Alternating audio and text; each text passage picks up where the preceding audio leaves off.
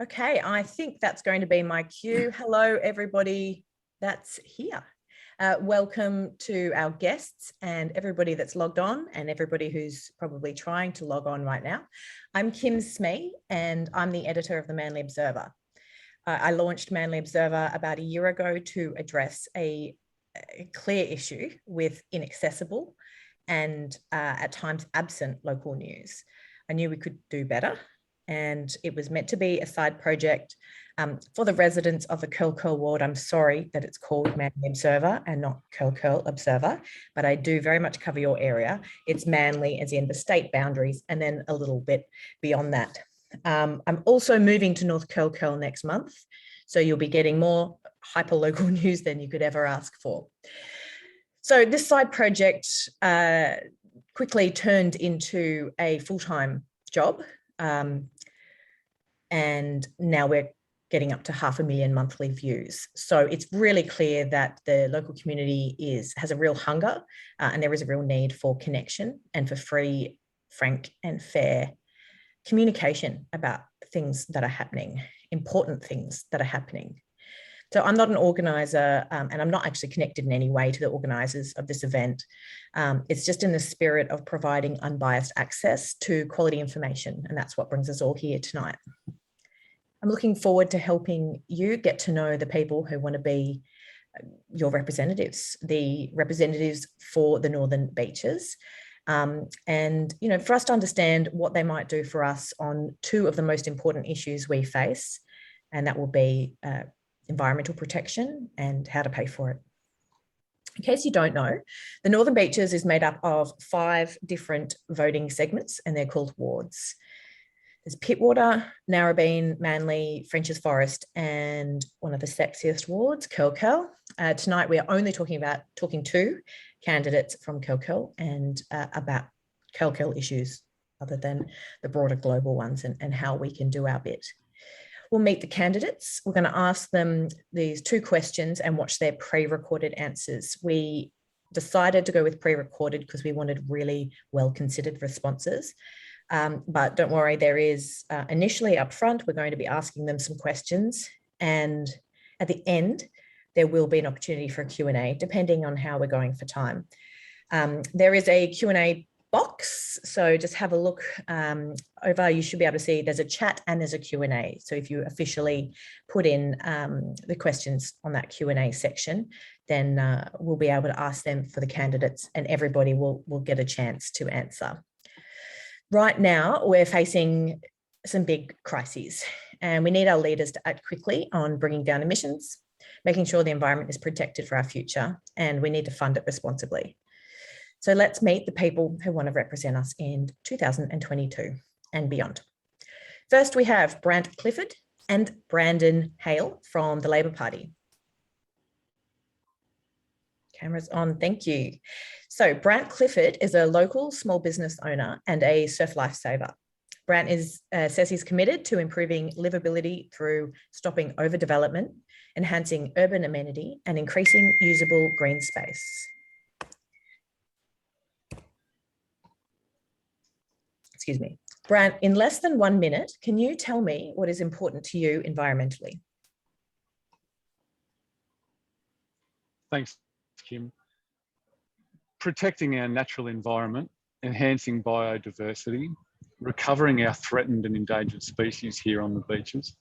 And you would have seen from my Facebook posts about rejuvenating urban tree canopy and the nature corridors that go with that.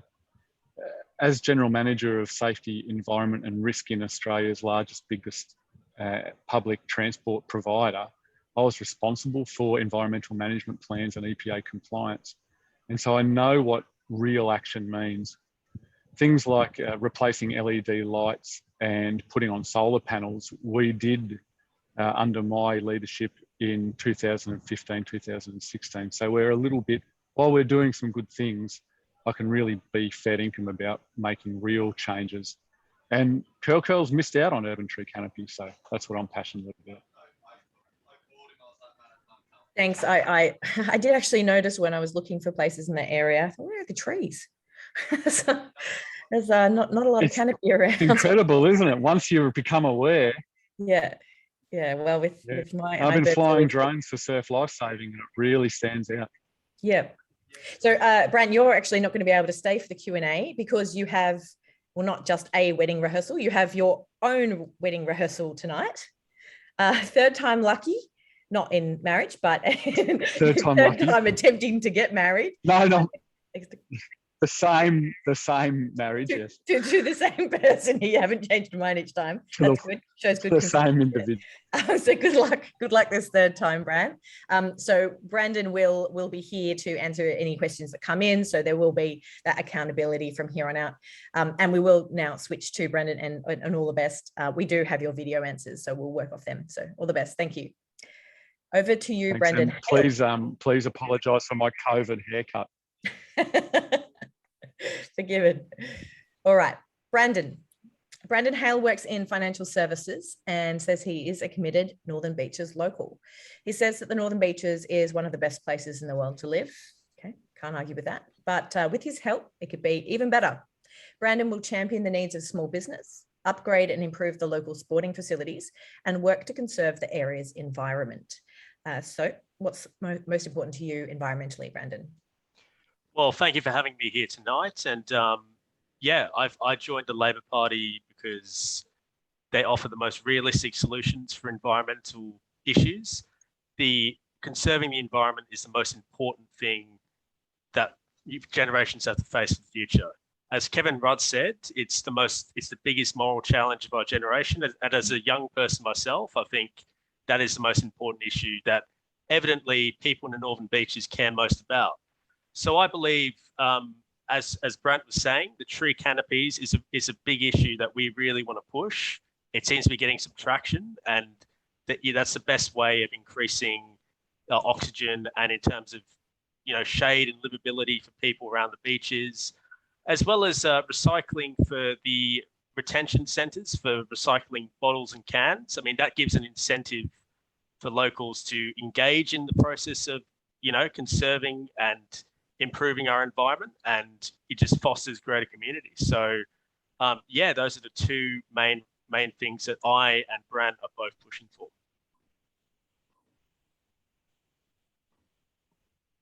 Thank you. Thanks for that, Brandon. Okay, next up is Louise Hislop. She's the founding president of Voices of Warringah. She's the co-campaign manager on Zali Steggall's successful election campaign. And she also worked in Zali's electorate office for 2 years. Louise has run a family business for 30 years. She's a fourth generation local and is a long-serving active volunteer member of Curl Lagoon Friends. Hi, Louise. Can you tell me a bit about what's important to you environmentally? Yeah, hi everyone. It's great to be here. As a mother of 3 now adult kids, all of whom are grappling with the question, should I bring kids into this world? It breaks my heart to think of the lack of leadership we've had federally on the issue of climate change. But action on climate change has been my driving force for the past at least decade, and I played a key role in making the changes we needed here in Warringah. From an early age, though, I've done my best to live sustainably. I've taught my kids, my nieces, who tell me they still remember me in the 90s when they were little, explaining that we can't use plastic bags and we need to reuse everything we can. I taught them to save our food scraps for grandma's chooks, and I told them why we had to do it. On top of that, though, you've got to act locally, and I've been a key member of Curl Lagoon Friends since the 90s too, and have spent hours of my life fighting for green spaces, cleaning up, organising and furthering the cause of Curl Lagoon Friends. And about that tree canopy, it wasn't there along the lagoon when I started. It is now, and it's beautiful, and we worked hard to get it. So we've worked hard at protecting the local waterway and its catchment and the green spaces in the area, and I think it's a testament to our work.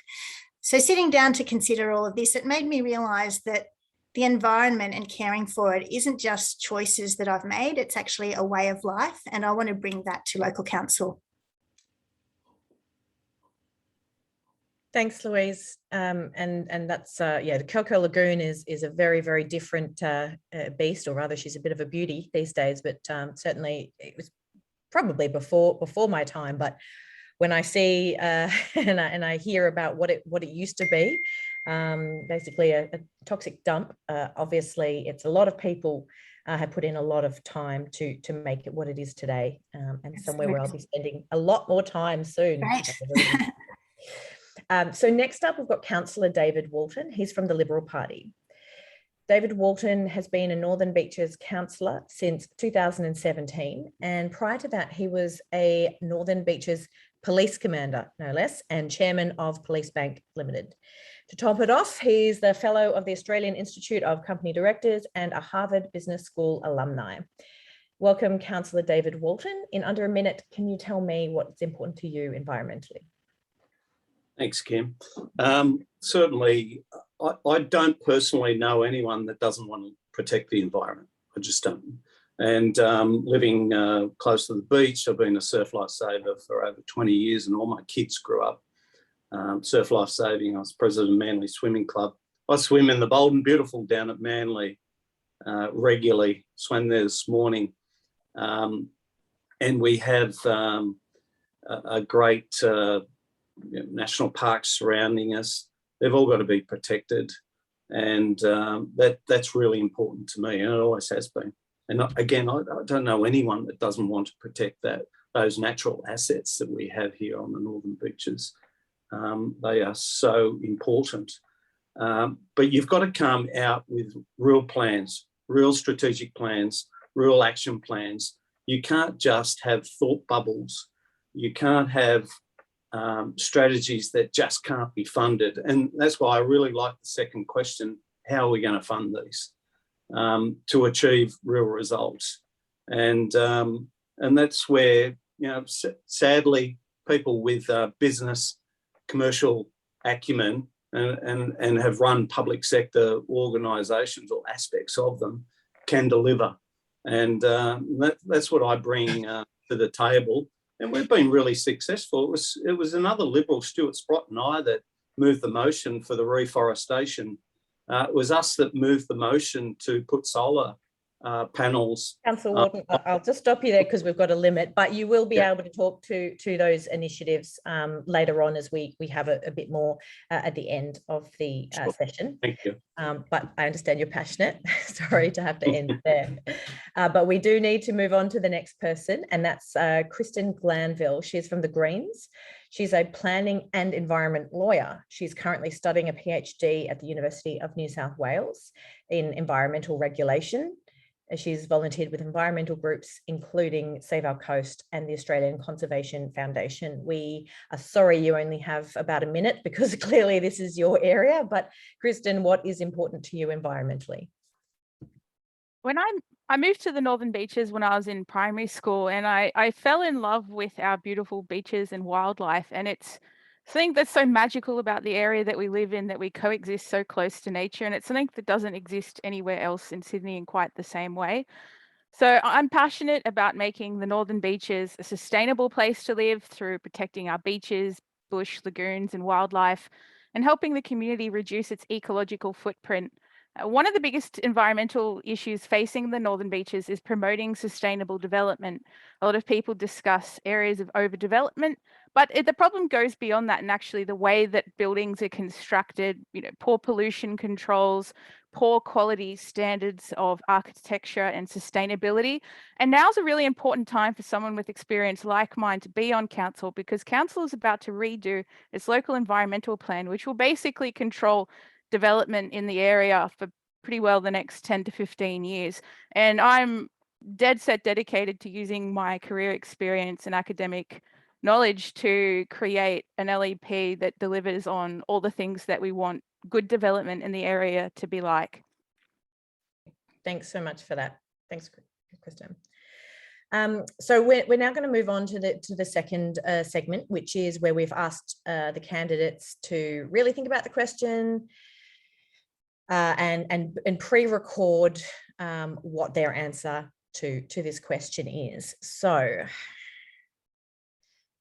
when you're watching the pre-recorded videos, again, if anything does spring to mind, you want anything clarified, you want a little bit of interaction with the content, put it in the Q&A. We've got a whole team behind the scenes tonight having a look at what people are saying.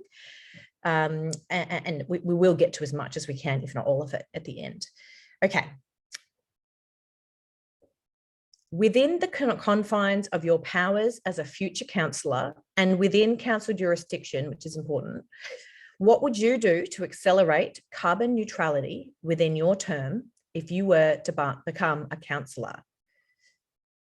We will start off with Brant Clifford.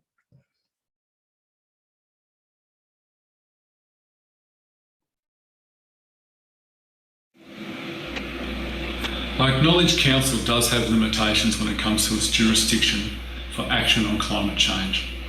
But when we look at the poor targets set by the Morrison and Joyce Commonwealth governments, there are 537 local government councils across Australia, and together they have combined to take significant action on reducing our carbon footprint. Together, they have met 97% of the Commonwealth's target for action on climate. Great job, local government. Each day I walk around the streets and see waste piled up on footpaths. Mattresses, barbecues, white goods, televisions, lounge chairs, all of these things end up in landfill. These can all be recycled. We've got to have a better process for bulk waste management. This not only will improve our recycling strategy, but stop our streets looking like a dumping ground. Waste is such a significant source of greenhouse gas emissions in landfill. Did you know 40% of our landfill waste comes from food organics? Instead of replacing wheelie bins with more of the same wheelie bins, I'll be fair dinkum about progressing food and organic waste recycling, or FOGO. The New South Wales State Government is committed to net zero emissions from food organics in landfill by 2030. We can be far more proactive in this space. Let's start trialling FOGO immediately in our high density areas like DY. And then for stepping stone processes, let's use our low density suburban areas, pushing composting processes through the utilisation of our neighbourhood gardens, such as our wonderful Freshie community garden. Together, these things can move towards a serious FOGO program here on the Northern Beaches. About 56% of the Northern Beaches carbon footprint comes from electricity consumption. Council's done a good job in the charge ahead solar panel rollout, but we need to get all of us to switch to renewables.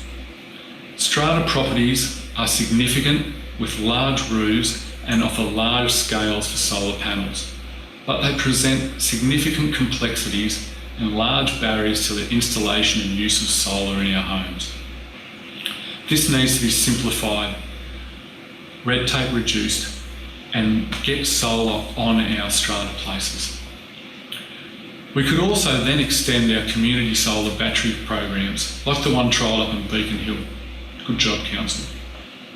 Council's also shown through the 265 kilowatt solar system that was installed on the Boyd Charlton pool redevelopment, plus all the solar systems on all the daycare centres, that converting council properties to renewables is achievable. Let's roll this out to all council properties. The council environment and climate change strategy is a valid one, but a significant aspect is not addressed in it. That is, here on the Northern Beaches, we are 100% reliant on road vehicles. While I applaud the work of council for being proactive,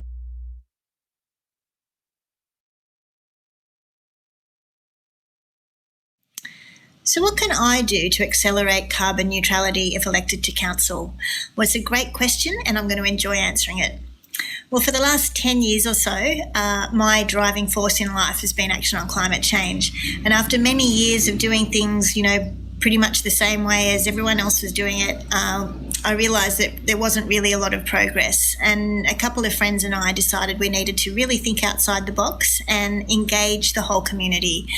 And we decided to do this by creating Voices of Warringah and engaging the community with the kitchen table conversation model. I'm pleased to say that this action began a movement that, along with the work of other committed members of the community who are also doing things differently, the work culminated in getting Zali Steggall elected. And I think this has been the one thing our community has really added to action on climate change on a federal level.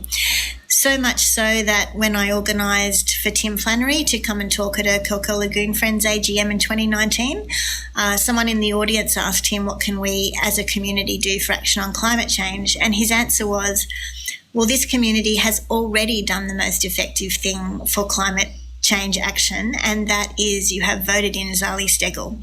So as Zali's campaign manager, I have ticked that off my list, and now I want to put my efforts into local government. I'm running for council to ensure that there are enough people on council who are as passionate and as able to push this issue as I am. I will use my voice to ensure this crucial issue is at the forefront of decision making and planning. However, it's not just that. I'm running because I've looked at council's quite impressive climate change action plan. I admire the commitment to carbon neutrality by 2045 and the aspiration of carbon neutrality by 2030. I'm pleased that they've made so much positive change and are ahead of their targets and have led other councils on this issue under the leadership of Mayor Michael Regan. So much so that they have achieved recognition from the New South Wales Government's Sustainability Advantage program. Of course, while having a sustainable entity is really important as it helps lead the way, reducing emissions on the Northern Beaches will require change for businesses and households too. Council is leading by example and changing behaviours, which is great, but there is so much more to be done. In their climate action plan, it's great that Council has committed to encouraging and supporting our community to reduce emissions in their business, industry and at home. However, it is apparent to me that many of the statements in the plan start with encourage or educate. While I'm aware of some great work being done in this regard, for example, their award-winning Swap for Good program, their secondhand Saturdays, all of which are fantastic, I do think more can be done to make more people aware and to actually make the necessary behavioural changes that we need. And it is engagement that is the answer to all of this. As someone with real runs on the board for community engagement that got actual results, I will advocate for better community engagement done a little bit differently. It's actually a dream of mine to be in a position where it's my job to engage with people on this. How will I do it? There will be more on this in my next answer.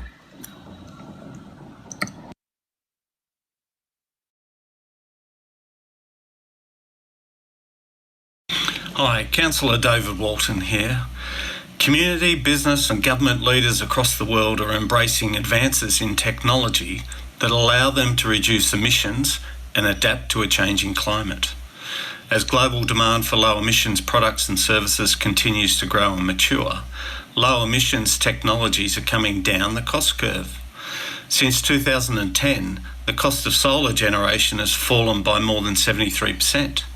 As an example, I voted for Council to install its largest solar system at the Andrew Boyd Charlton Aquatic Centre at Manly.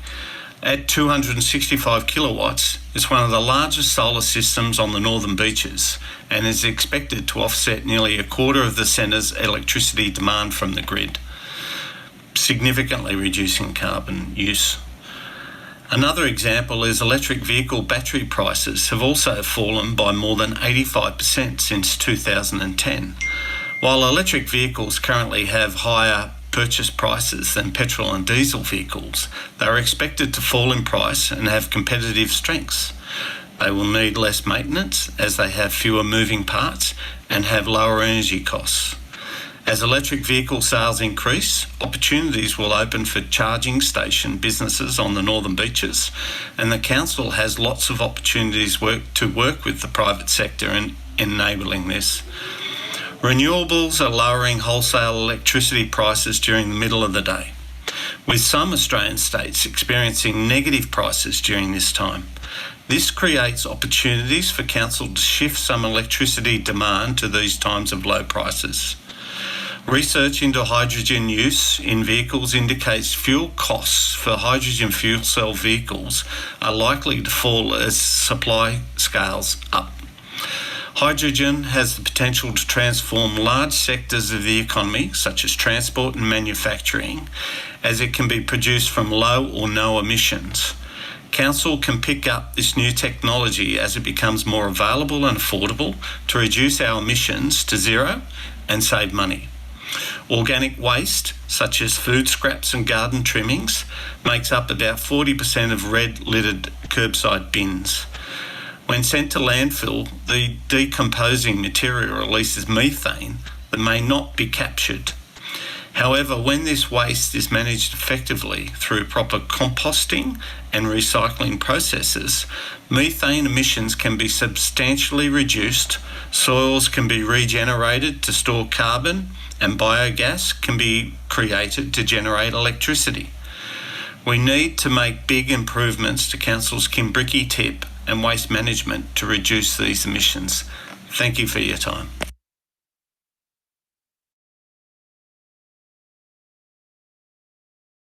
Climate change is projected to have serious impacts on our local beaches, bushland and human health unless action is taken to reduce usage of greenhouse gases including methane and carbon dioxide.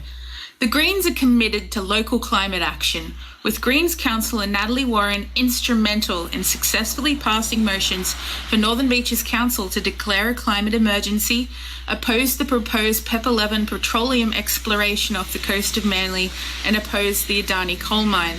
Council can accelerate reducing emissions from its activities by measures including banning new gas outlets in council properties and phasing out council use of gas in favour of renewable energy, accelerating phase out of existing council vehicles with internal combustion engines and replacement with electric vehicles, and accelerating and prioritising the rollout of the existing Northern Beaches Climate Change Action Plan.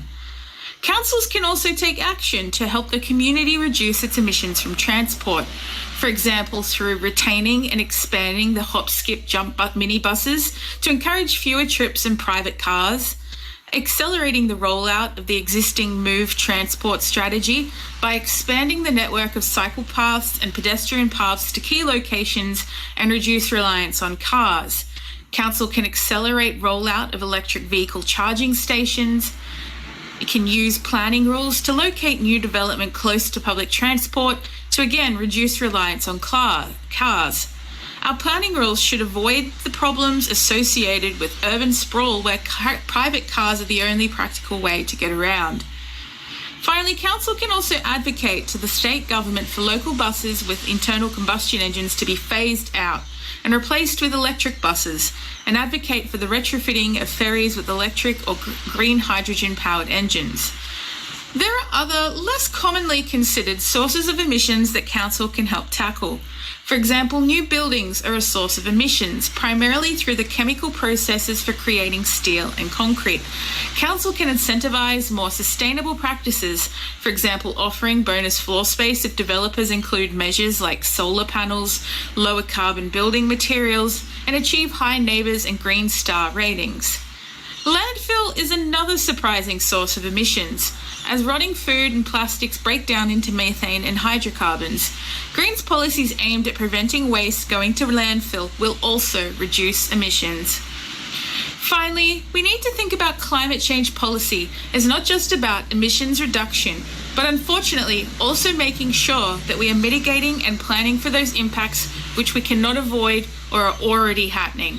This includes measures like protecting and expanding the amount of street trees and other urban vegetation to mitigate things like heat island effects, investing in capital works to upgrade and protect council land and infrastructure from climate change impacts such as damage from extreme heat, and finally, identifying private properties that are threatened by climate risks, such as unacceptably high bushfire risks or inundation risks, and working with federal and state governments to either protect or plan retreat from these high-risk properties.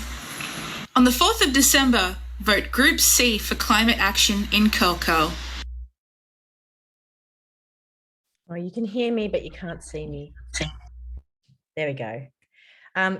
Thank you. They were, really, really interesting, insightful videos. I think, the electric vehicles, a lot of these things are things that have really come up in the last couple of days, because this is the fifth of this series that we've done. So FOGO's come up a lot. Obviously, planning rules and the EV stations has come up as a major sticking point and something that where a real change might actually be possible. I do recall actually on the changing of the bus fleet that there is actually with the franchising of the local buses, they will have to convert as the old fleet expire. They will have to be replaced by electric vehicles. So that's at least one thing that's coming up, although that may take 6 to 8 years before that's fully replaced. As somebody who's started using an e-bike only in the last year, I can't believe I ever got around any other way. Having been hit by a car 3 times in my life, I am a little bit nervous because I'm always on a bike when I get hit. So the more we could do to make those bike paths far away from cars, the better, as far as I'm concerned. But beyond these small but still significant problems, there is the much larger problem of our, frankly, our imminent global expiration. We're in a climate crisis. And I think nearly everybody, except for a few texts that random people keep sending, are aware that we are in this climate emergency. And the climate conference in Glasgow has just finished. World leaders were on stage and they're trying to figure out how do we avoid ecological collapse. It's no minor feat. Our children's generation and possibly even ours, we face intensifying climate events, and it really does depend on what our leaders do in the next handful of years. Education is one part of it, but action and the stick as well as the carrot, and sometimes just forcing change. Some of us do, we're busy. We need change to be forced upon us. Even like the plastic ban's fantastic, but I did do a post today that there's little soy sauce things that keep finding their way into the ocean and getting kind of gobbled up by other fish and then killing them and other marine life. My son loves them and he'll keep handing them, using them for as long as they hand it to him. I think we just need to go ahead and make bold decisions, and we'll adapt. We will adapt. Leaders need to make some big changes, but and many do worry about the cost of change, but failing to act is also equally, if not more so, unaffordable. So that leads us to our next question. Once we've lost the delicate balance of our ecological systems, no money will be able to buy back our safety. So it's critical we invest now, but you need to be able to fund your initiatives. So this is our second question that all of our candidates did a pre-record answer for. Where would you recommend council draws the money from to fund your high impact environmental projects?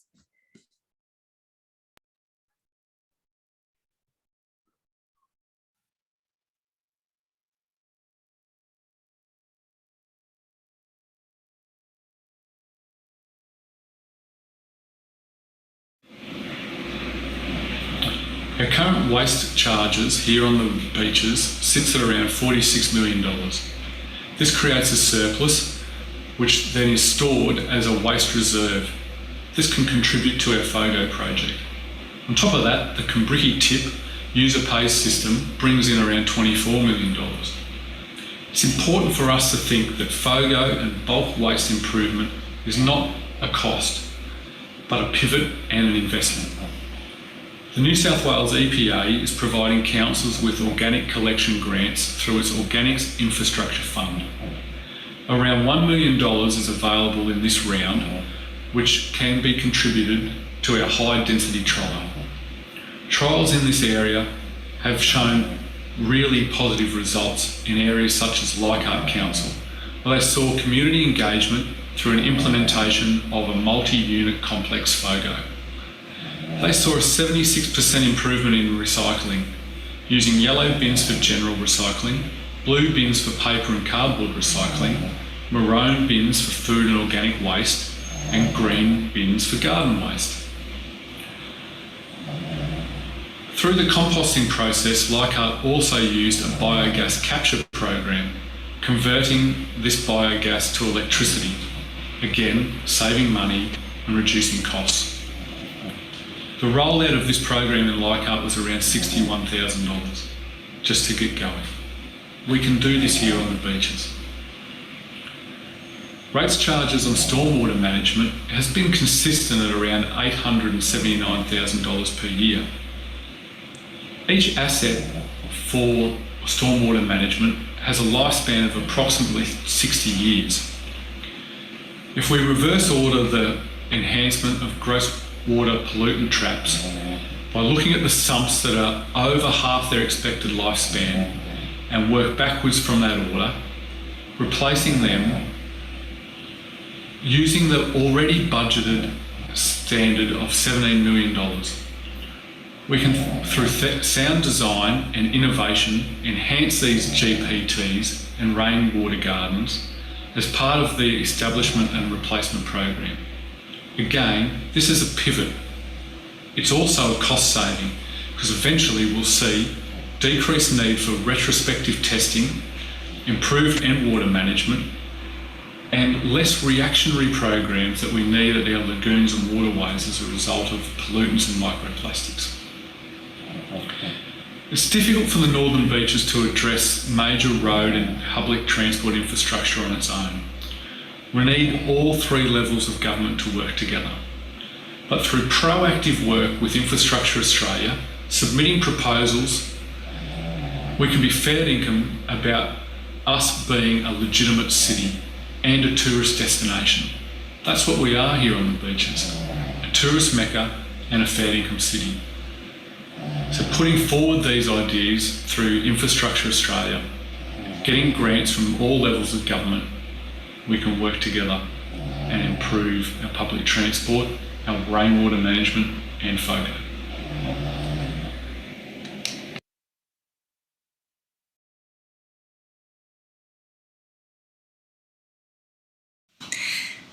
So where would I recommend council draws the money from to fund my recommended project? Well, firstly, I don't accord with the angle that funds need to be cut from one area to pay for another, or that we need to raise rates to take action on climate change. Basically, the argument that it's too expensive to take action is a tired excuse that's been used by governments at all levels for decades. And look what all the environmental damage is costing council now. The seawall at Collaroy is a top example, but also the rebuilding of the walkway at Ferry Bower and the cafe at DY Beach. The cost of dealing with the impacts of climate change will outweigh the costs of inaction, and we need to get everyone on board. Many of the tools for people and businesses are already there. We don't need to reinvent the wheel, and we don't need to spend a lot of money. Zali Stegel asked me to project manage the creation and implementation of her roadmap to zero, for example, as she understood this is a passion of mine. The roadmap to zero is a great resource created with community input and is there for the whole community to use. We didn't have to reinvent the wheel, as I said. There is already so much work done in this area. Zali wanted to put all the information and tools in one place and empower the community to take control of their carbon emissions and pledge to change their behaviour. Of course, Zali is limited in what she can spend electorally. Council, as a local government, though, could easily implement some inexpensive strategies such as online community hubs, which engage people on a hyper-local basis and create mini movements. I have so many ideas in this area, and I'm relishing the opportunity to share and advocate for them as a councillor. Movement building is my thing. I have one thing to say to anyone who cares about the environment and the effects of climate change. Vote people in who have a track record of making change in the community. Use your vote wisely and use your preferences. If there are several candidates in your ward who you believe will use their position on council to take action on climate change, then make sure you make your vote count and preference them all. Don't let your vote go to waste and risk climate change becoming a third-tier priority. Council has done some great work, but there is more to do. I'm passionate about making that happen, and if elected, I invite all you clever people on this call to get in touch with me and share your ideas. I work positively, collaboratively, and I know how to get things done. That's it from me.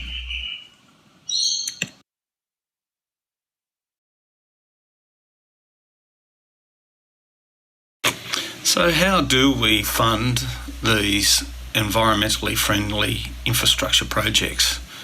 Inevitably, there will be extra costs to reduce council's emissions, to improve our recycling, to invest in large solar systems on appropriate council buildings, to purchase expensive electric vehicles whilst the price is higher than petrol vehicles, and to replace all our street lighting with energy efficient light bulbs. There will also be new technologies coming online that will be expensive at first to pay back the research and development costs, like hydrogen. Thankfully, there is no extra cost to plant more trees, as we already have the infrastructure in place to grow plants and staff that are working with community groups and other levels of government to green our built areas. To pay for these capital infrastructure investment costs in the short to medium term, there will be a need to reduce costs in other areas. Otherwise, this council will continue to increase your rates and charges at above inflation levels. This means less money for you and your family. However, there is lots of opportunities to reduce costs within the council. The economies of scale and synergies from the merger of 3 former councils into the new Northern Beaches Council have not been fully achieved. As an example, over the last 3 years, council's employee costs have increased by $6.7 million. Mergers are supposed to reduce bureaucracy. Contractor and material costs over the last 3 years have risen a whopping $38.6 million. This is why I voted against rate increases and the budget for the last 4 years, due to us not getting these costs under control and allowing the bureaucracy and contractors to grow at unsustainable rates. These costs can be reduced.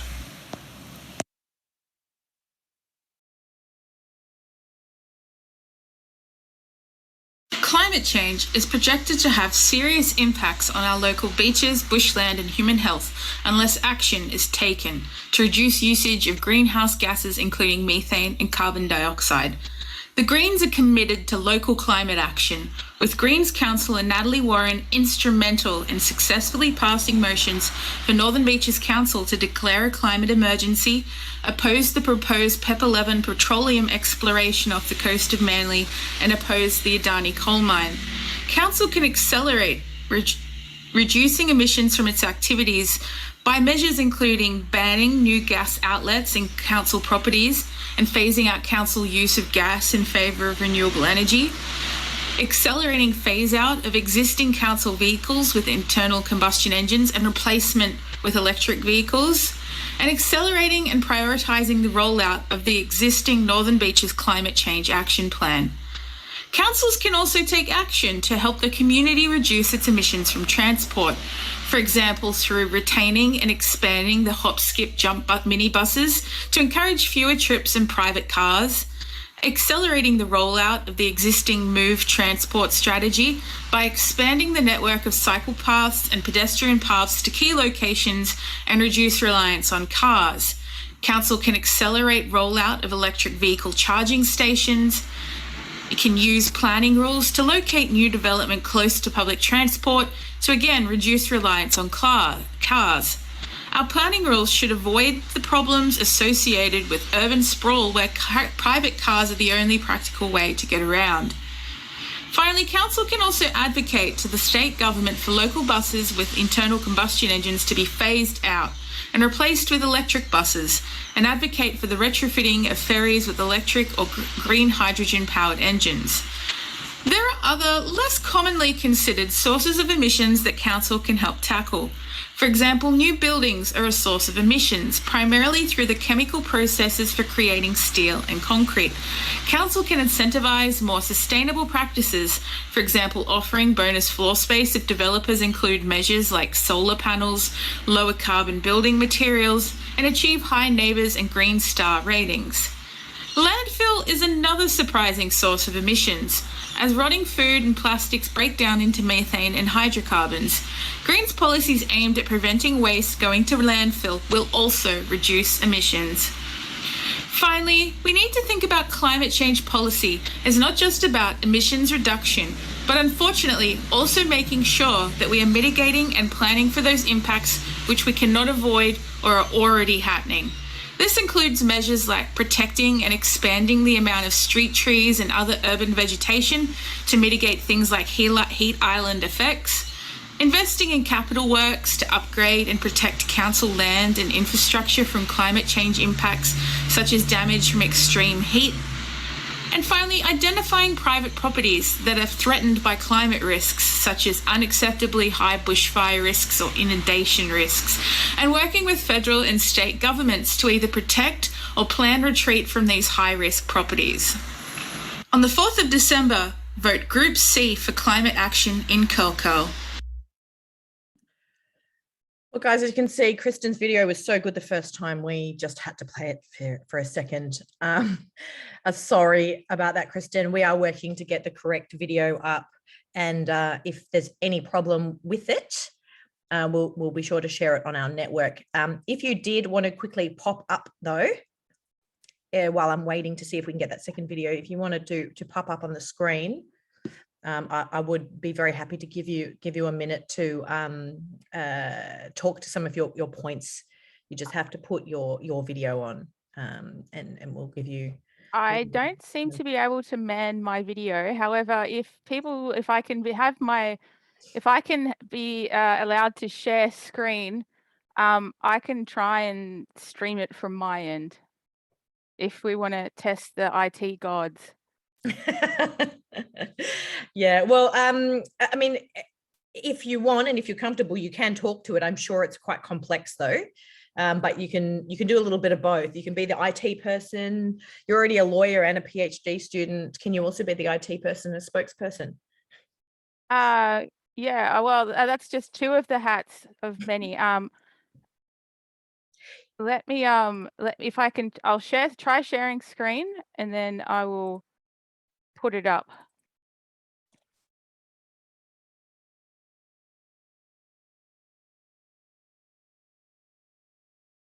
See, last night I was actually prepared for technical difficulties, and I had a crossword with me that I was going to say that people had to help me with. But tonight I was so confident I didn't. All right, I think we're up. Okay. Is this yours? Hope so. Right.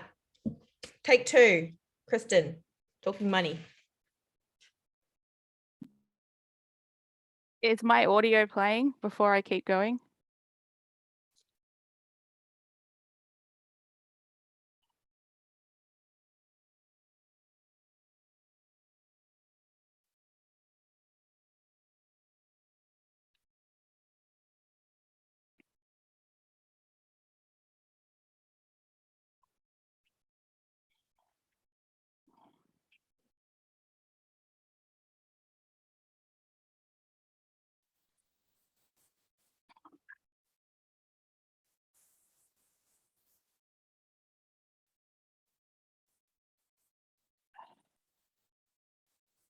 Sorry, I've been told that my audio is not playing. I'm not sure why I can't, so I'm sorry. Sorry about that, Kristen. We'll move on, but we're going to put extra special effort in making sure we email to all of the people that registered tonight your video. I have a link to it. I will put into the chat. Please do. That link. Thank if you. people are interested to hear my answer, which was, I hope, insightful. Well, you've definitely got the advantage of really hammering home the first message, but yeah, if you could, repetition, sing it again. That's right. Put that up there. Yeah, great. And then we will also have the option for anybody who isn't clear on using those Google Drives to email it to make sure that everybody gets heard. So sorry about that. We just thought we'd go out with a spectacular technological bang.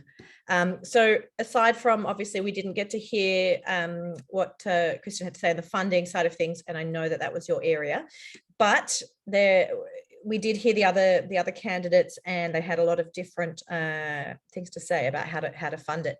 Was there anything that resonated, or was there anything that just didn't quite gel with you, or you think that we need to discuss further? This is the Q&A side of the evening. I'm getting all the candidates back up and ready We want to try and keep it as much of an authentic conversation as possible. Let's try and keep it pretty friendly and keep answers pretty short. The first question was sent through from Vicky, and she's asked about development. How do you plan to protect our bushland and the natural areas from the constant encroaching development? Is there anybody who would prefer to go first? Otherwise, I'll pick one. David Walton here, Kim. Thank you. So for the last couple of years, councillors have been meeting with staff, mostly on weekends, and working through developing a local environmental plan and district environmental plan. So we've actually been doing a lot of work and considering this. There is no plans to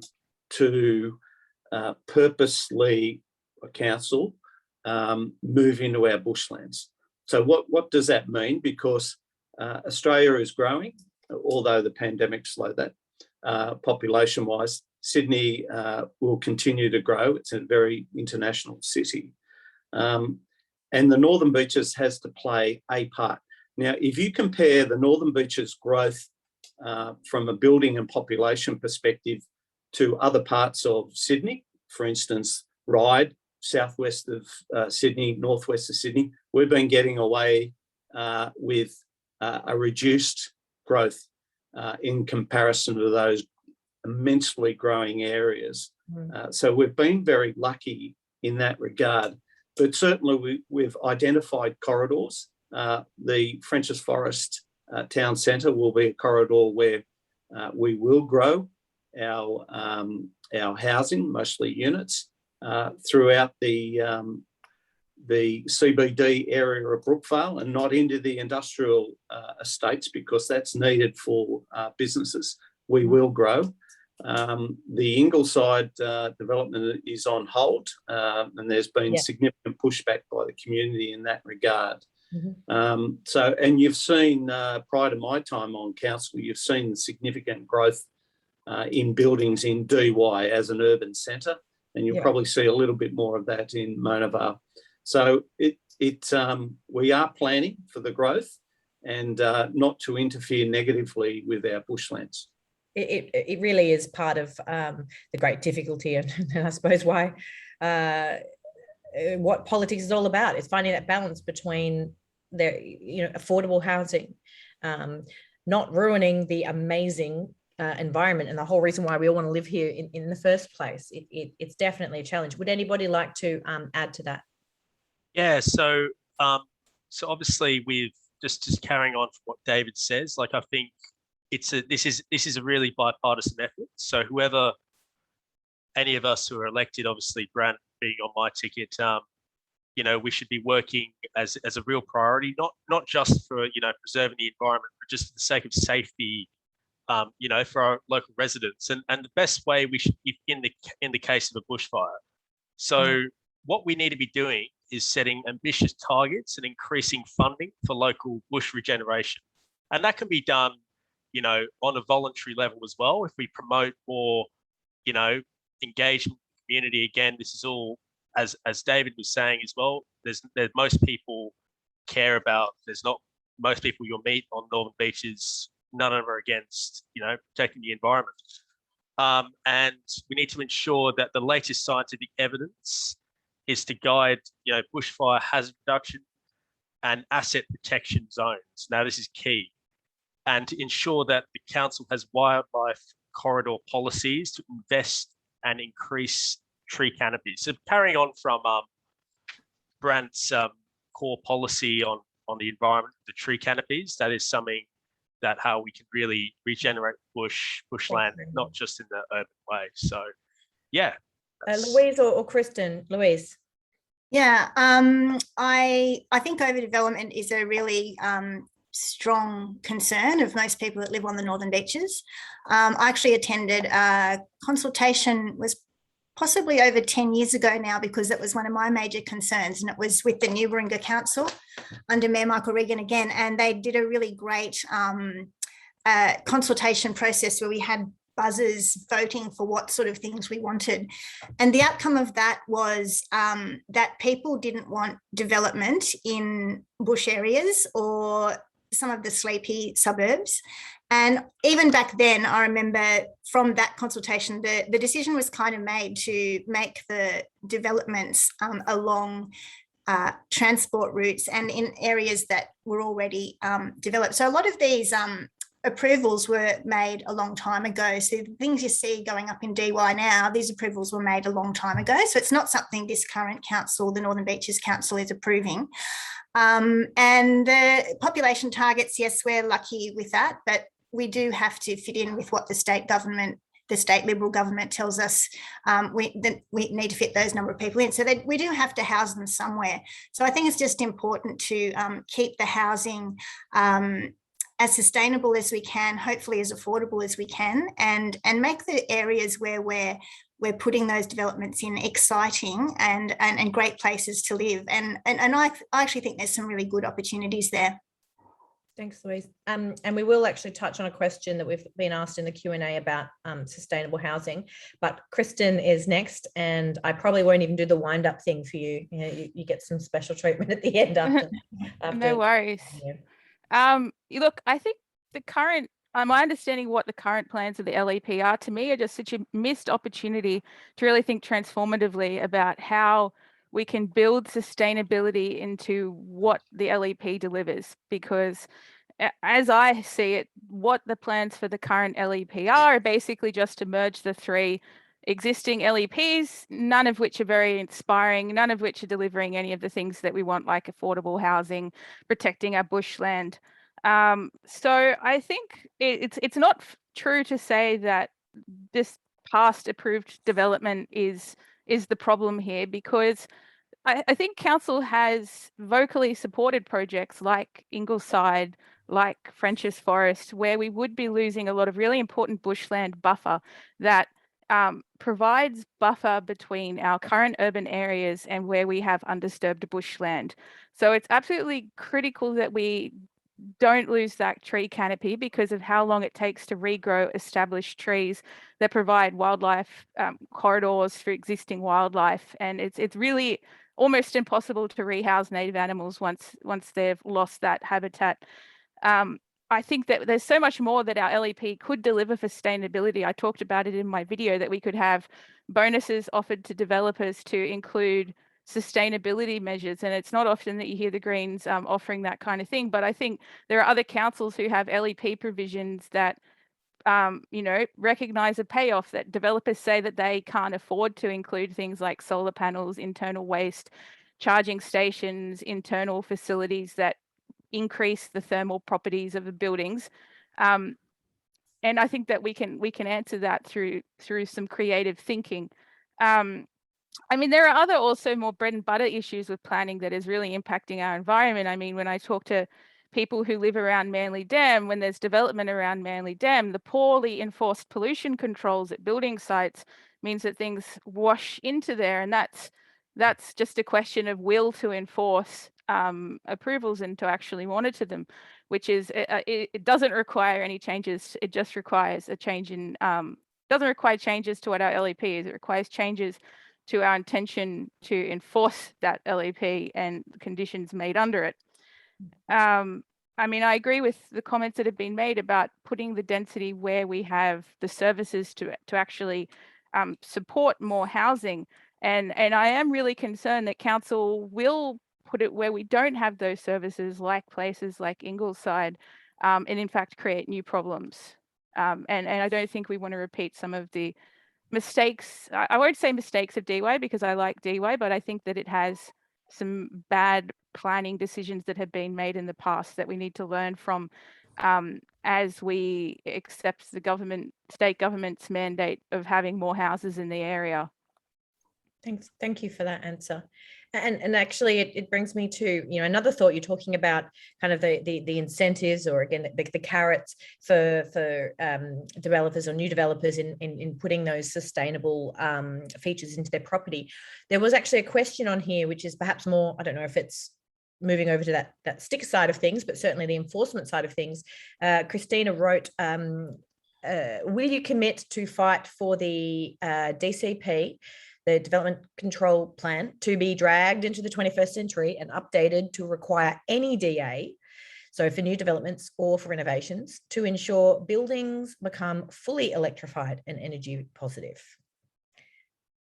Does anybody have any particular thought? Yeah, can I jump in? I suppose I have the advantage of being on council for 4 years, so I've had the advice from the experts. But certainly being a cranky old detective inspector of police and I'll pick up on what Kristen said in relation to compliance. Yeah, we have problems. We're a soft regulator when some people and some organisations do the wrong thing. And Manly Dam, the buildings that were occurring up there was a case in point, as Kristen pointed out, where the culture of this organisation allowed, through a lack of compliance and enforcement, these damage to be done to aspects of the Manly Dam up there. Sorry, Kim, I've just forgotten. What was that? What was that last question? So what we were talking about, but actually I was quite. Well, yeah, sorry about enforcing. Basically forcing solar on roofs to be energy positive.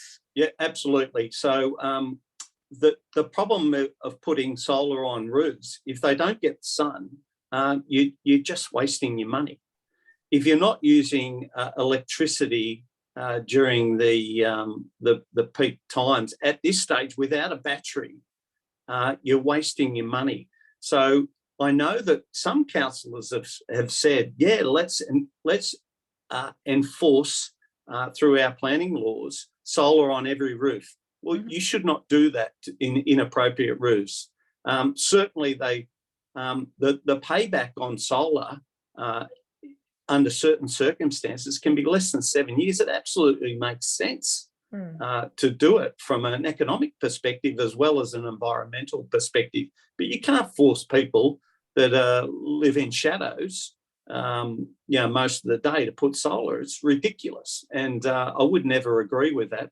But certainly putting regulation around appropriate solar on appropriate buildings, and as the technology with batteries improves, it will be a no-brainer to do it, because I've done it. Thank you. All right, putting your money where your mouth is, maybe earning it back. Louise or Brandon? Yeah, well, what you suggested sounds eminently sensible. I mean, I think Dave's probably made some really good points, and I'm not an expert in this, but what I would do is bring my listening skills to council, and absolutely wherever possible, I think we need to encourage solar panels, renewable energy, everything that we can possibly do, better building materials, everything. And I think it should be part of the planning and approval process. Great. Now, Brandon, you will be the final respondent. If you aren't across, and you may be fully across all the issues related to DCP, feel free to just use this moment to talk about something that you are most interested in or passionate about. But I'd also like that we've got so many questions that we are going to make them all available to all of the candidates. And we are also, after this, you'll see that we'll put up everybody's contact details, so these conversations can continue. And of course, anything that's major that needs to be talked about that's news will always be on Manly Observer. Brandon, would you like to have a final word? Yeah, so just with that, I mean, I think I'll take the opportunity just to say, look, I'm not an expert on that area of the DCP, but I mean, obviously with targets, we're very much in favour of signing up to the Cities Power Partnership, which is 140 councils. And we want to ensure that the electric vehicle uptake and charging infrastructure is done in a sensible way. Like, we need to be sticking to the targets, but in a realistic, cost-effective way. And obviously, in terms of renewable energy target, the emissions reduction target for councils and operations need to make sure the LED streetlights are, up to date there. And we just want to make sure that we are really listening to the experts there to ensure that there is this transition for solar energy and electric vehicles used by, council vehicles especially are done in that way. And again, to work with everyone as a main priority in council. So that's it always makes sense. Always makes sense too. If you want everybody to convert to electric, make sure you're converting to electric. I'll start with my e-bike, but I'll go from there. I'll be saving up for a little while yet. But as David said, it's becoming slightly more affordable and hopefully more accessible for many of us if we ever pay off our mortgages. I think this was a really, really important discussion. I could probably stay on for a lot longer. I'm not sure. I know that we've got a good number here tonight, and also on the live stream on Manly Observer from last night's in Manly Observer live stream has now had about 3,000 look-ins, whether they stayed the full period or not. But people do care and they are engaged.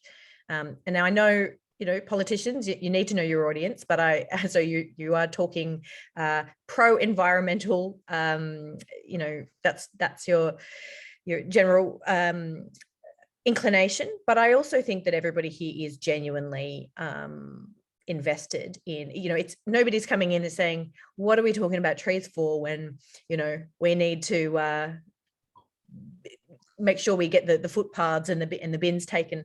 I'm not going to start with the bins, but the bins taken out. I think everybody on council really understands that it's a lot of these big changes. While legislation in a broader context, that's state, that's federal, but a lot of big changes, a lot of important changes can start on the local government level. Many of us are trying our best to be a little bit less shit every day, but we really do need that help. And sometimes some of us are too busy. We need you to just tell us what we should be doing, and all right, fine, we'll do it or we'll pay it. So Kelkel voters, the power is in your hand to protect our beaches and our bush and our dam. You have 2 locations in Kelkel to lodge your vote. So from Monday, I think, is that the 22nd? That means you can pre-poll. I put in the pre-poll on manlyobserver.com.au. I've got a story about the pre-poll locations and how you do it, some of the other options. Or don't bother going to the website, just go to Warringah Mall in the community room, which is next to Hoyt's or Body Shape, if you're that way inclined, or the DY Salvation Army Hall. That's at 1 Fisher Road, DY. It's between 9 to 5. You can also just vote when everyone else is voting. That's on December 4. And there we go. And Curl Ward, it's up there on your screen. It's got the postal vote, the online vote, the pre-poll. It's pretty easy. We're going to make it as easy as possible for you to get your vote in. So you should also have the candidates info up on the screen at some point, unless I've jumped too far ahead. There we go. So we've got everybody who was on the panel tonight. That's their contact details. Hopefully they're correct. If they're not, I will correct them on Manly Observer. You will never find, they're all pretty accessible anyway, but you'll never find them more accessible than right now. So if you have some burning questions, contact them, get involved in your local government. Thank you, everybody. It's been a wonderful week of meeting all the candidates. I had Manly last night and then tonight, and then we had Lane Beachley that probably did a slightly better job at the start of the week, and Dale Cohen from the Northern Beaches Advocate, and I don't know, but somebody else who is a lifesaver and an all-around awesome chick did it on Wednesday. I'm really glad that we've had so many people tune in and to show that they do care. If you would like to look at any of the other candidates, they were live streamed on Northern Beaches Climate Action Network Monday to Wednesday, and I think it's all on there. I don't know, but Northern Beaches Climate Action Network, take a look on there. Special thanks to Billy and the team for organising these events, and all the best to the candidates who are hoping to represent us. And thank you for all of those who are supporting Manly Observer, and keep reading, keep sending me in your tips, keep caring about what happens in your local community. I think we're having a lot of fun and doing some good things all together. Thank you so much. Good night. Yep, thanks very much, Thank you very much. Thanks, Billy. Well done. Bye, everyone. Thanks for tuning in. Have a great weekend.